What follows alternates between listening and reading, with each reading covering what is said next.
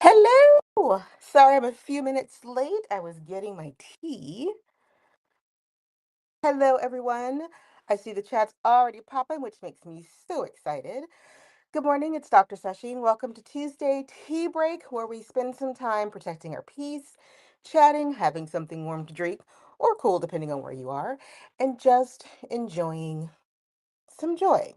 Welcome to the tea break on Tuesdays. If this is your first time, drop us a hello in the chat. If you watch the replay, drop us a hello in the chat. We like to talk to each other. What you'll find is this time is not really designed to do anything except bring us together and use social media for exactly what it's intended for. Putting a little social back into the social media. So, good morning, everybody. Good morning, Caroline. Good morning, Michelle. Good morning, Cicely. It's good to see you all. I have a very warm cup of tea. Give me a moment. Mm, perfect. So how have you been? It's so good to see everyone in the chat. Um, I have a couple of thoughts today that I'd like to canoodle around with you, see how you're doing, check in. I know we've got some people who are going to be traveling this year. Some people who've got some big things going on this year. I was fortunate and blessed enough to have a conversation with the Martian chick, and it was amazing. And I can't wait to do it again. So, Carolyn, just so you know, I'll be hitting you up. I'll be hitting you up. Yes, coffee. I want to love coffee. I do want to love coffee, but y'all know that it's just not my thing. Can't do it. Can't do it. Okay, so here's a funny story. Well, not necessarily a funny story, but something I think is important, especially for the audience that I talk to, which is Gen X women who are, or Gen X a little bit younger, a little bit older, but also who are in the perimenopausal stages of life, right? Um, there's an estrogen shortage, which apparently there's been an estrogen shortage for a while now, and I didn't know that. Can you all hear me okay? I hope you can hear me okay. Um, the pharmacist, I was talking to the pharmacy yesterday, and because I was getting my estrogen refilled, I'm on HRT. I make no bones about it. Happy to have a conversation with anybody about it. But the pharmacist was telling me that there is an estrogen shortage at the supply side. So I, was like, can we just get it from a different manufacturer? Like, my prescription is going to be late. Why? Blah, blah, blah, blah. And she's like, oh, no, no, it's because it's a supply side problem, not we can't, the manufacturer can't get it. I was like, okay, this is problematic. Well, come to find out, this is the second estrogen shortage that they've experienced in the past 6 months. And it seems to be affecting the patches more than anything. So if you happen to be someone who is using estrogen patches, a little tidbit of information, just check in with your pharmacy. Make sure that you can still get the patch that you need when you need it. And if not, start scouting around for um, where you might be able to get what you need, because I'm going to end up having to drive about 2 towns over from where I live from my normal pharmacy to get my prescription filled this time. And and this was the part that I was like, okay, this is a bit of a problem. And there's no guarantee that when I run out, that there will be a way to get more of it, because I'm going pretty far to get these. So I go to a big box chain, CVS. I understand some of the smaller, more independent pharmacies aren't having the same issue. I don't know if it's because because of the supply chain, um, but the bigger stores, so the CVS that I go to, the pharmacist was very clear. She's like, it's hitting the bigger stores now. We don't know if, when it might trickle down to smaller pharmacies. But here's the rub, right? As we all begin to realize, oh, we can't get it from Walgreens or CVS or whatever, the smaller pharmacies are going to have to pick up that slack. And they're not going to get double the amount all of a sudden of their supply either. So I was on Threads, kind of made this post about it yesterday, and a lot of women are like, yes, we heard about this, we're hearing about this. So I was like, maybe I'm just crazy. No, apparently not just crazy. Apparently there is an actual, and I didn't doubt my pharmacist, right? But I was just like, maybe it's just in my area. No, apparently this has been a problem. And some health outlets have been talking about this for a little while now. So if you take any kind of hormone replacement, I think the patches seem to be what's being affected right now, but I understand there are the dots, and I think there's gels maybe. Listen, there's a lot going on, right? Like, we got enough trouble as women, but there's a lot happening. So I just want you to go to be on your game and don't let the shortage creep up on you because I didn't know it was a shortage at all. And I was surprised to hear this is the second shortage of this kind in the past 6 months. So make sure that if you know anyone who fits into the category that's on HRT, that's why I posted it out on all my socials. I'm like, I can't gatekeep this piece of information. We all need to be helping each other out a little bit. So that was the first thing that kind of came out of left field yesterday, which, starts you thinking about the supply chain for so many things that we take for granted, especially as women, things that are very specific to some of the things that we are going through, right? And um, how issues of the world are impacting us here. So please make sure that you check in with your doctor because I went to message my doctor as well to say, hey, listen, um, yeah, see, Caroline, I was just going to say, I just messaged my doctor this morning and I said, hey, listen, um, if you have any extras and you can pass some along to your girl, and she will. So I'm just waiting for her to hit me back because we're actually going to do a little bit of an increase for me. So yeah, hit your doctor up for free samples. I'm also gonna, if it lasts long enough, we might have to start thinking about alternative forms of estrogen. I know the estradiol, it seems to be the popular one, and that's one of the things the pharmacist did say is that we have a record number of women using HRT these days, which is great, right? This is fantastic. We're finally beginning to take menopause more seriously and the effects of lack of estrogen that can be devastating for women. And so I'm glad that women are getting what they need. But apparently, we didn't factor in the fact that maybe more women would start using estrogen. And so here we are. Listen, y'all. Listen, what do we do, right? We just have to advocate for ourselves and continue to share information and make sure that we are keeping each other in the loop. Um, in the loop on things of this nature. So if you didn't know and you know somebody who's on the HRT who maybe not whose prescription maybe isn't even going to be up for another month or two, have them check in. Have them check in. I was quite surprised when I saw the little notification in my CVS app saying, "Oh, we're going to fill your prescription when we can." And I was like, "Okay, that's not going to work. You have got to fill it by this date because I need it by this date." And they're like, "Yeah, to listen." And I was so that's what kicked it off. Okay. So that was the first kind of tidbit of news that I got this week. And I wanted to make sure that I shared with the crowd.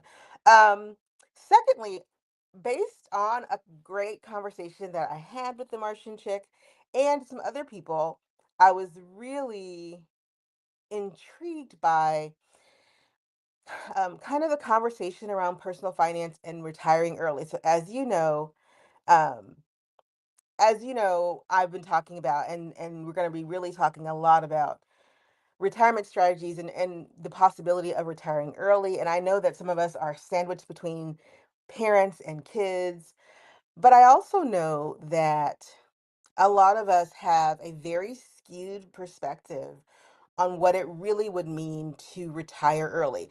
And I think we have that skewed perspective because everything around us is so very expensive all the time, right? I was just having, like I said, this conversation with a good friend of mine who lives in Canada. She's Canadian. And we were just, talking about how when she travels, um, she's always reminded, I mean, she's Canadian, she's born and raised in Canada, but she's always reminded when she travels how much her life in Canada costs.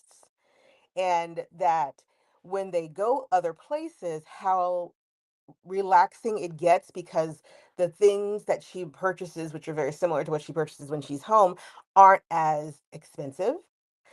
There's more of a variety of certain kinds of things, and some of the local equivalents are cheaper and better. So we got to talking about what it really means to be able to look around at your life and go, if I had to continue this standard of living, how long will I have to work? We've already talked about it. I got a whole video up about Social Security retirement age and all the things you're doing with that. But beyond that, girls, let's talk about what it means to work until we're 75. Because even if you could retire on Social Security, Can you live on Social Security? Can you live on that possibility of whatever it is going to be a month, sustaining your lifestyle? And I want to protect your peace at all costs. And I think part of protecting our peace at this point in the middle years is looking around and going, how much of this lifestyle am I going to be able to maintain? How much do I want to maintain? And how much is it going to cost me to maintain it? I think we don't look at the hard numbers sometimes because we're afraid of the number, but I also think we forget the number is based on a lifestyle lived in a place that is inherently really expensive.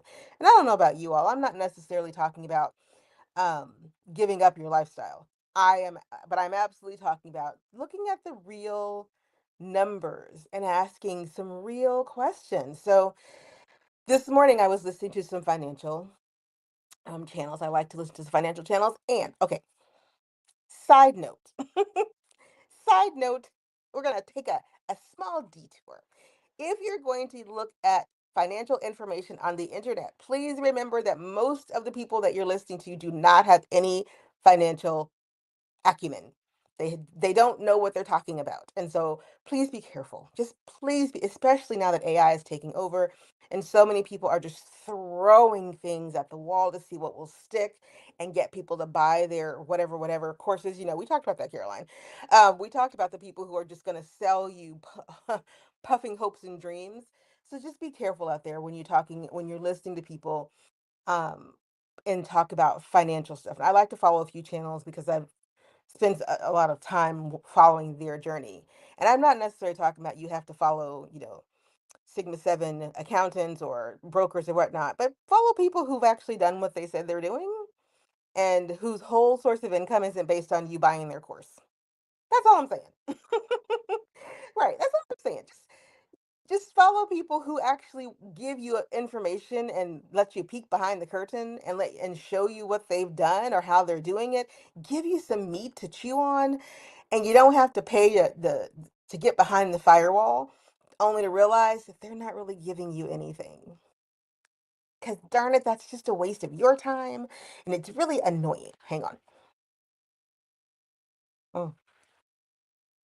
And then it gets really really annoying.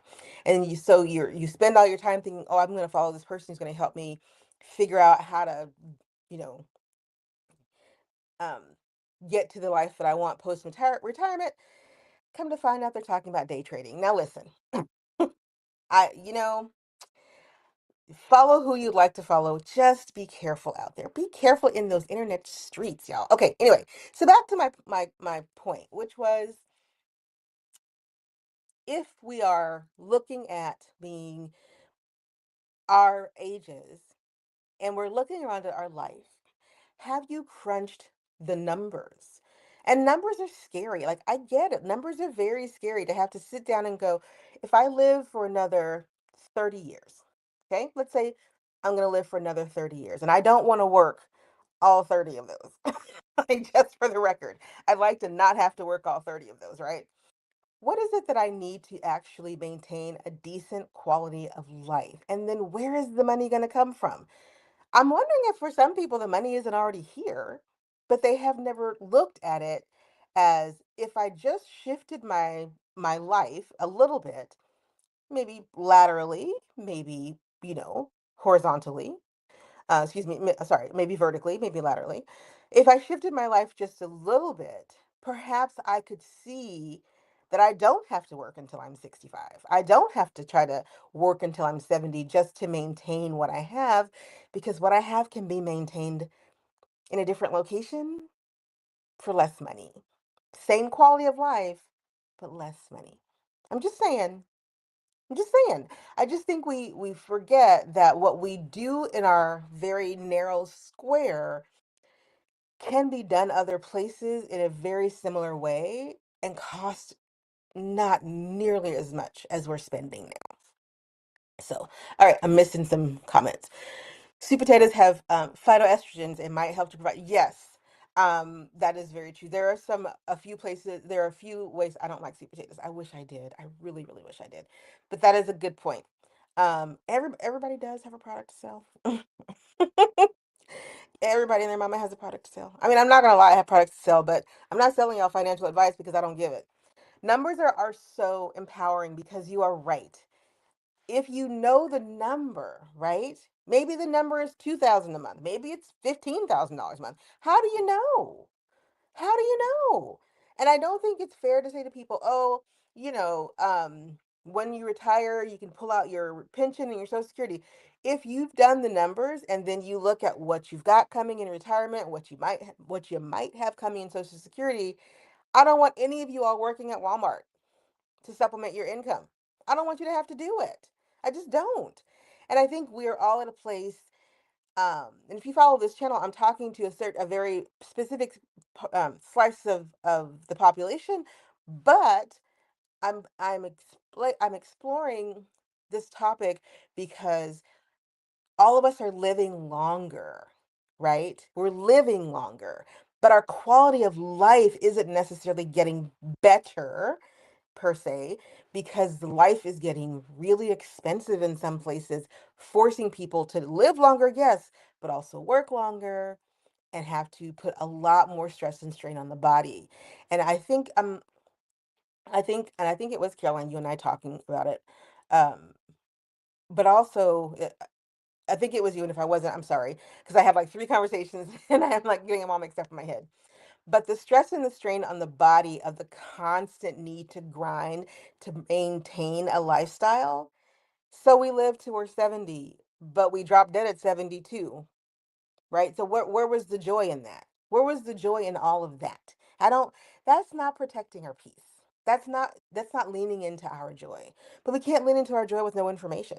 And so we do need to have honest conversations about how do we want to live, and if what you want to do is maintain what you have in the way that you're doing it, how can you do that and enjoy it and not make it feel like it's an albatross hanging around your neck as you get older, because that's so hard to watch older people have that sense like, I don't know if I can stop working. I don't know what point do I get to actually retire, relax, enjoy life. But, buy the RV and take off. I belong to this group because my ex-husband and I used to own an RV. And so we traveled around in it for a while. Um, so I never got out of the RV groups, even though we sold the RV after the divorce. But anyway, but in the RV groups are these cute little couples who are just having a blast, right? They're touring all over the place, having a good old time. Um, being being happily retired, being in a place where the life in the years that they have left are being spent pursuing joy and peace.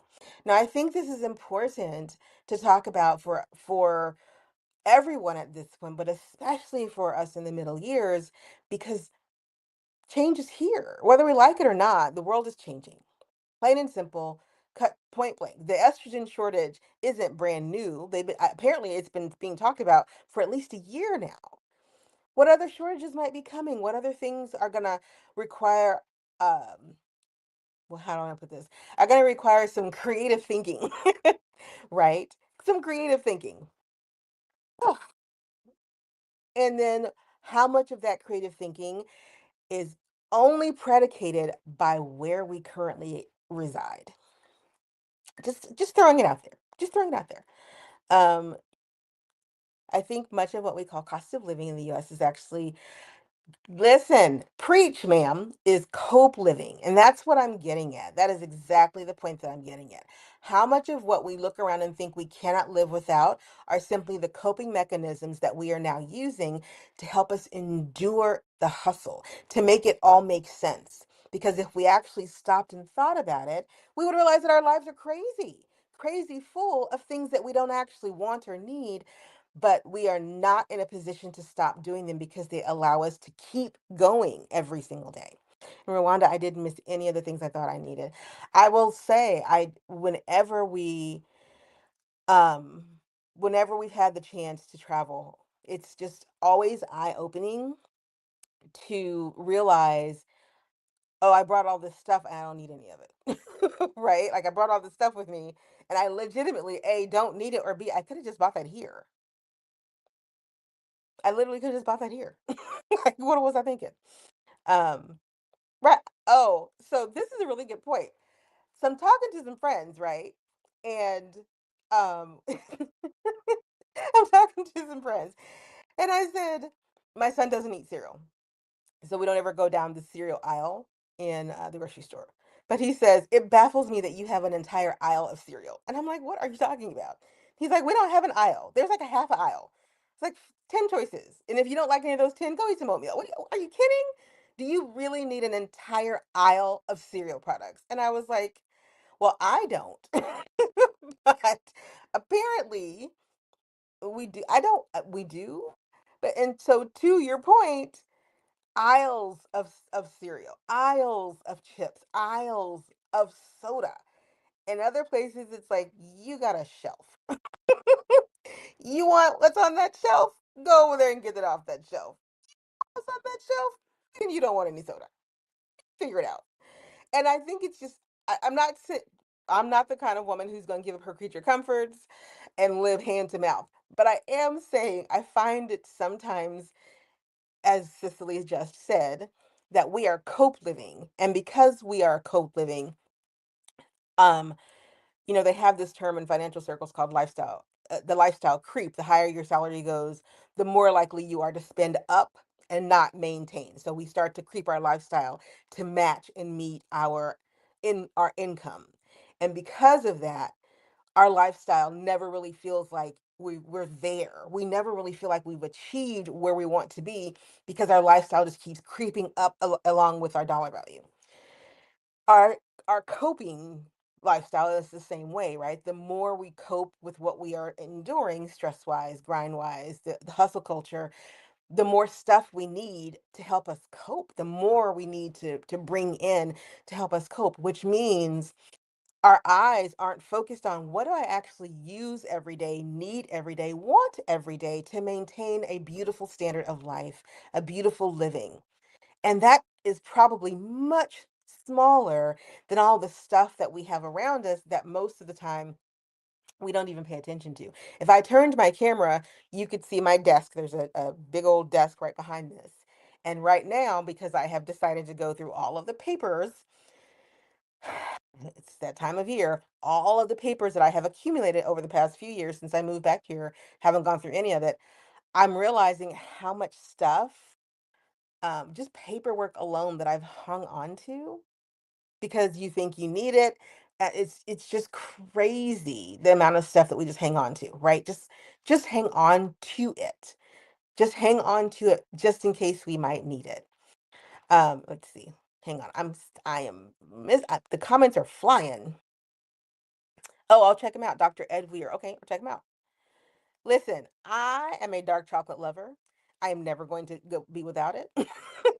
Not giving it up. And if there's a shortage of chocolate in this country, well, I have a plug in Mexico. I can get me some Mexican chocolate, but it's gonna be hard. It's gonna be hard. Oh, that's a really good point. I didn't think about that. Stocking up on things that you need. This is going back to the estrogen patches, right? The things that we just need. The things that are not they're non-negotiables, right? If you have an allergy to something, and ladies, if you have an allergy to something and you need it, it is so important right now to make sure that you have access to it. And that is not hyperbole. Like, it's very, very important to make sure that the things that you need to survive, you have access to. Now, I have a very good friend who needs to carry an EpiPen around, period. It's life or death. Like, she has to carry this EpiPen. And I did not know how much the EpiPen has risen in price. I know that at one point, there was a cap. I remember this because she told me, and then the cap was gone. And so the price of the EpiPen has gotten wildly out of control. So she has two. And here's the rub. You have to carry around life-saving device, which is only good for a year. and then technically, according to the label, you need to discard it and not use it because it is no longer viable at a viable strength to do what it's supposed to do. And this blasted pen is like in the hundreds of dollars now. And this is not a rich family. This is not a family that has copious amounts of money to spend outside of their normal health insurance premiums anyway. But they have got to have this EpiPen. It is non-negotiable. Non-negotiable. And what burns me up is that that same EpiPen in another country is a fraction of the cost. A fraction of the cost. So when you're thinking about your numbers and what you need to survive, how you to live well, right? To live well, and you start factoring in the cost of the things that keep you not just alive, but alive comfortably, right? Not just living, but living comfortably. And the cost of those things added to the lifestyle that you want to maintain, right? When you decide to retire. Factor in all of it because it's not just lights, gas, water, rent, car, car, health insurance. It's also EpiPens, estrogen patches, allergy medication, glasses, contact lenses every I'm wearing contacts now. This is a new thing in my world, right? I went from nothing to glasses. Me and glasses did not get along well. So now I have contact lenses. And so I buy a 90-day supply. That's a part of my life now, a part of my life that I need to be able to factor in how to get, should I need to get them. It's been an interesting kind of week of understanding and talking to people about this concept of getting your life to a place where you don't have to work to live a good life for the rest of your life. And the reality that many people are going to work until they're 65, 68, 72, and still not have the good life that they've been working for. They're just working, as Cicely said, to cope. They're simply working to maintain and to hopefully cope until it's just frustrating. It's just frustrating. I can't send all the options. uh, I agree with you. I am not really the kind of person who I don't get the concept of 50,000 options of the exact same thing either. I don't. I mean, it doesn't taste any different. So I'm not sure. Um, yeah. It doesn't really taste any different. Yeah, like the 50 flavors of Doritos, Michelle. Right. In fact, my dad gave me a can of 7 Up, and I guess 7 Up put out a seasonal flavor. It was terrible. I was like, why don't y'all just stick to what you do well? Like you don't do this well. Stop trying to do this. Don't do that. It's not good. Don't do that again. Don't do that again. I tend to stock up on very ordinary things that we use. Same here. I definitely buy when they're on sale. Absolutely. Like we are a Costco family when it comes to certain things, paper towels, toilet paper, um, dish soap, dishwasher tablets. Like we buy in bulk so that I just don't have to worry about it. We don't have a ton of space where we live. I don't like to keep a ton of stuff, but I recognize sometimes you need a little space to keep some stuff. So I have a little storage space and I keep it packed full of just the extra stuff that I don't want to have to buy every time I go to the grocery store. And I don't want to have to think about it when it runs out. And like I said, we're a Costco family. We'll make that Costco run in a heartbeat. We get up to Costco and we bring this stuff in bulk and then we sit on it and we work our way through it so that we don't have to worry about it. So I really want you to think about what your life looks like right now, today, January 20th, 2026. Wherever you live, whatever part of the country or the world that you're hearing my voice from, what is it what does your world look like? What is the number, the actual financial number that you rely on to make your world look like that? Is that number something that you can maintain at your current pace for the next 20 years, 25 years, 30 years? Is that number something that could be modified and tweaked in a way that allows you to work less and live better and less stress, have less stress and more quality? Is that number something that if you moved, you wouldn't that number would look wildly different, right? It would look wildly different. I am team relocate in a heartbeat because I will relocate in a heartbeat. Um, but is that number sustainable? One of the things that I posted a couple of times, I'm going to keep posting it, is that the idea of the American dream is vastly different now than it was even a decade ago. And if we don't want to face that, that's great. But it's something that we might want to talk about. We might just want to talk about it, have a little conversation about it. Because your American dream and my American dream are probably look very different from each other's, but we all want to maintain a dream that allows us hope. And without plan and strategy, hope starts to fade, right? It starts to get really hard. And I don't want it to get really hard because we're practicing peace around here. So I want you to look at your numbers. I want you to take a moment, a deep breath, a good swig, and then just sit down and write out, what does it take to maintain this lifestyle? And if I want to maintain it, how much am I going to need in the next 20 years? How much a month am I going to need for the next 25 years? Because I don't know about y'all, but I have an intention to be here for the next 25 years, right? I have that intention, maybe even 30. Hey, I'm going to go out there and say I might live to be 100. And if I want to make sure I get there, I don't want to be hustling the entire time. I have zero interest in hustling every single day in my 99th year. I would like to be living and enjoying myself on the beach in a bathing suit, even at 99 and wrinkly, because that's my goal. My goal is 99 wrinkly in a bathing suit and a sun hat with my toes in the ocean, embarrassing my grandkids, because that's what I'm going to be doing.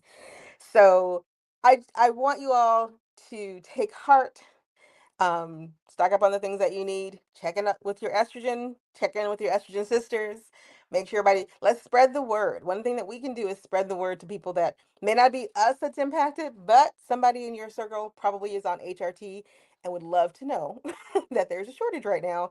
You might want to check in on their prescription and crunch your numbers. Let's talk about what it looks like to live well for the next 25 years, because it's easier to tweak it now when you've got all your faculty and your senses right. You've got a lot of skills that you can use for in myriad of ways in service to your goals, to your dreams, right? Like, the middle years are tough, but daggone it, they're also so full of us. Like, we bring so much to these middle years.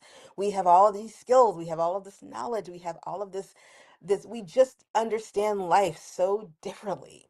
And because of that, if we look at 30 years from now and go, well, where I'd like to be is very similar to where I am right now, make sure you can get there. I'm all for team making sure that you're going to get to where you want to be.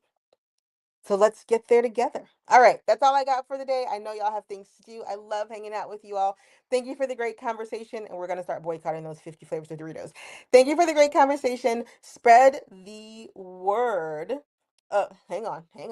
A content creator, a GoFundMe to retire. Listen,